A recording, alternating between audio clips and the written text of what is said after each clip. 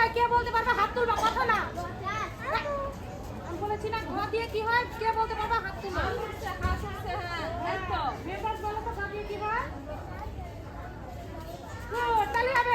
তালি। তুমি যাবে না, কাজ চলে আসো। মালা গো মালা, এসো করি খেলা,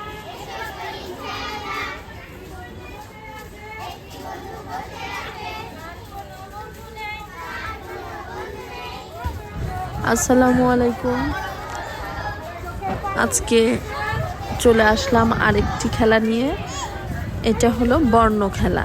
মজায় মজায় বর্ণ এবং বর্ণ দিয়ে শব্দ তৈরি।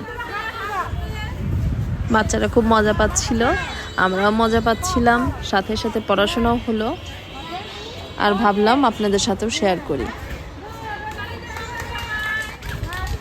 বাড়িতে বা যে কোনো স্কুলেই এই খেলাগুলো আমরা চেষ্টা করতে পারি।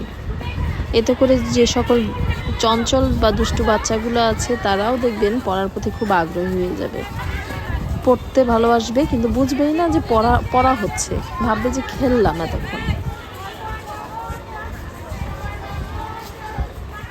খেলাটার নিয়ম এমন ছিল যে এই ছন্দটার সাথে সাথে আমরা হাত ধরে সকলে ঘুরছিলাম, আর মাঝখানে একটা বাচ্চা ছিল, যে বাচ্চা হাতে একটা বর্ণ থাকবে, সে ওই বর্ণটা বলবে, বর্ণটার সাথে সাথে যে শব্দটা হবে অন্যান্য বাচ্চারা হাত তুলবে যে বলতে পারবে, তার মধ্যে থেকে সিলেক্ট করে একজনের থেকে শোনা হবে।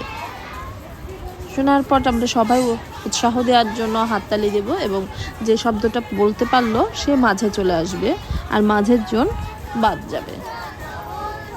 এভাবে একের পর এক খেলতে থাকলে প্রত্যেকে একবার করে মাঝে আসতে পারবে।